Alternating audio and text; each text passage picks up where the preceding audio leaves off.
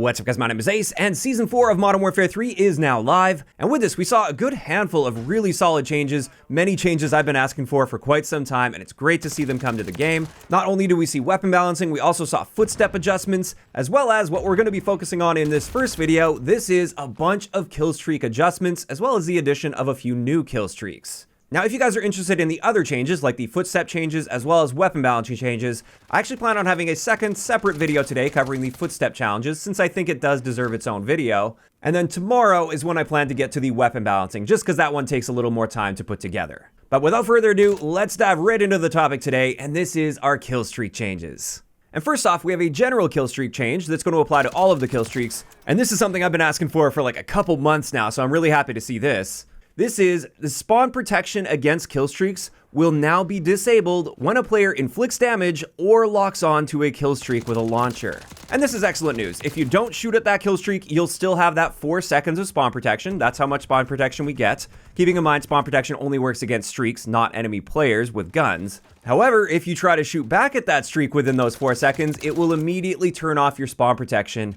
And the reason this is a good thing is, at least before this update, with the right setup, you could actually take a chopper gunner down in less than 4 seconds with an LMG. And since that spawn protection would last for a total of 4 seconds, you could actually win a gunfight against a chopper gunner, which is one of the highest streaks in the game, which was obviously not very balanced. So this is going to make streaks like the chopper gunner a lot more effective after this update, since when enemies are shooting back at you, you can actually deal damage to those players. So there we go, that is the general change that was made that applies to all of the kill streaks. Next, let's get into the individual changes. And with the precision airstrike, they buffed this by decreasing the delay before the damage will occur by 2 seconds, so it's going to hit a lot faster, and there's going to be less time for you to get to cover when you hear that an enemy has called one of these airstrikes in. And I think that was the primary issue with this streak, is every time I heard somebody call this in, which is rare because nobody really uses this, I always felt like I had so much time to get to cover that it was just irrelevant. But then on top of this, they did increase the explosive damage radius from 7.6 meters up to 8.9 meters, so it's going to be a bit more lethal as well. As for the cruise missile, they buffed this as well. They increased our explosive damage radius from 15.2 meters up to 22.9 meters. That's a 50% improvement,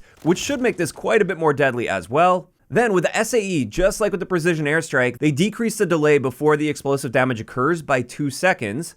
So again, there's going to be less time to react to that when you hear that it's called in. They also increased the explosive damage radius by 7%. Not a massive difference, but there is a bit of an improvement there. And one thing I really like that they did with this is they removed the stun effect on victims before death. That's the most frustrating thing about the SAE. I don't mind dying to an SAE outright, but I hate the fact that you get sort of like locked in place and there's nothing you can do and then you end up dying. I'd much rather just die immediately than have that stunned feeling before death. So that should make the SAE more powerful while simultaneously less frustrating to die to, at least based on how it sounds on paper. After that, the remote turret saw some key nerfs. The first thing is they increased the cost from 7 kills up to 8 kills, or the equivalent score value, so it's going to take a little bit more to earn one. Then they also decreased the number of hits required for turret destruction for specific damage types. So with melee, instead of taking 12 hits with a melee to kill a turret, now it's just 3 hits. And with launchers, it went from 3 hits down to 2 hits to take one out. And then on top of that, they improved detection of EMP hits from the Stormender launcher against the remote turret. And this is just something I found in my testing was quite inconsistent. Sometimes you'd shoot the remote turret directly and the Stormender just wouldn't do anything to it when it should be. And these seem like good changes to the remote turret. It's still going to be just as lethal as it was before the update. It's mainly just going to be a bit easier to counter now, and it takes a bit more effort to earn one. As for the Wilson, they nerfed this by increasing the cost required, so it was 8 kills. Now after this update, it's 9 kills, or again, the equivalent score values. I'm not going to read out the score values every single time. After that, the Overwatch Helo saw a nerf as well as a buff. Now the nerf is they increased the cost to earn one from 8 kills up to 9 kills. Whereas the buff is they decreased incoming damage dealt by bullets by 50%. And what this means is if you're trying to shoot one of these down just with your gun, you're going to be dealing 50% less damage per shot. So it's just going to be more difficult to look up at the sky and shoot one of these down. And this is excellent news in my opinion. I think there should be some incentive to run launchers to take out streaks. And before this update, it didn't really make sense to use launchers since you could just look up to the sky with whatever gun you happen to have in your hands. And if 1 or 2 people were doing this, you could take that streak out really quickly before it had any time to get kills. So overall, this was definitely a net buff to the Overwatch Helo. Next, with the emergency airdrop, they decreased the cost to earn this from 10 kills down to 9 kills, so a bit of a buff there. Then with the carpet bomb, they decreased the cost from 10 kills down to 8 kills, so quite a nice buff there. And on top of that, they increased the explosive damage radius from 10.2 meters up to 12.7 meters, so a 25% boost there. And they increased the bomber flight speed by 40%, so there'll be less time to react to a carpet bomb coming in. And this should make this streak quite a bit more powerful. That's a combination of 3 buffs, and I'm looking forward to checking this one out, especially after the update. I think it's going to be quite good now. After that, with the VTOL, they increased the cost from 10 kills to 11 kills, so a bit of a nerf there. But then we got the same buff as the Overwatch Helo, where they decreased incoming damage dealt by bullets by 50%. So that's a pretty big buff that's going to make the VTOLs harder to shoot down with regular guns. But then on top of that, they did decrease the machine gun explosive damage from 27 down to 20, so it'll be slightly less lethal in that sense. And I would say with all of these combined, it seems like they all just sort of balance out, and it's just going to perform different rather than just straight up better or straight up worse. As for the gunship, they increased the cost on this from 12 kills up to 13 kills. With the chopper gunner, they did the same thing. They increased the cost from 12 kills up to 13 kills, and they did the same thing as the VTOL and the Overwatch Helo with the incoming bullet damage. They also decreased the turret explosive damage from 45 to 35, so slightly less lethal there, and they decreased the explosive damage radius from 1.7 meters to 1.3 meters, so you have to be a bit more on target with it. But another thing to point out here is that general spawn protection adjustment that I mentioned earlier. I would say that's going to have the biggest impact on the chopper gunner, and when you combine that with these other adjustments, I would say this is going to be a pretty big net buff to the chopper gunner. It's going to stay in the air a whole lot longer, and you're going to be able to fight back against people that are shooting you far more effectively than pre-patch.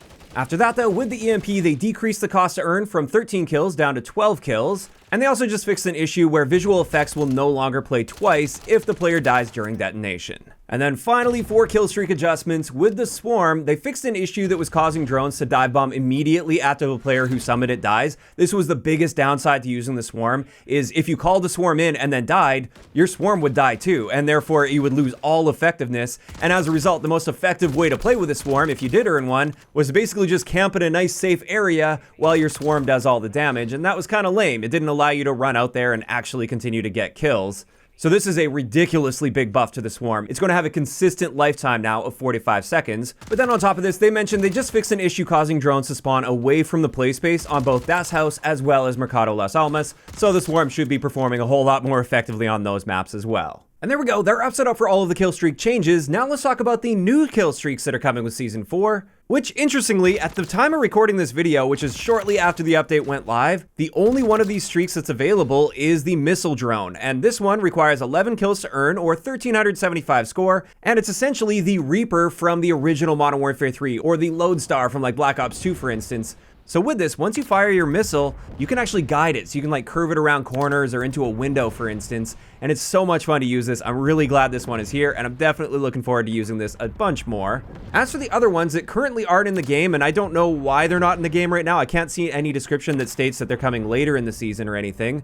So perhaps this is just a bug and they'll get it worked out, or maybe these are just coming throughout the season. If there are any updates on this before this video goes live, I'll be sure to leave a pinned comment down below explaining what's going on with these. But the first one here is the Loitering Munition. This one requires 8 kills or 1,000 score to earn. And with this one, they describe it as an unmanned rocket-equipped drone that loiters over targeted areas, and on each activation, the drone selects the targeted location with the largest number of viable targets to bombard with rockets, and it can be activated up to 3 times. After that, we have the IMS, which you guys might remember from the original Modern Warfare 3. This is a placeable piece of equipment, and it's got 4 smart explosives, so it can trigger 4 times when an enemy gets close. It launches that explosive up in the air and then down toward the target, and it will kill them. And this one requires a 7 kill streak, or 875 score to earn.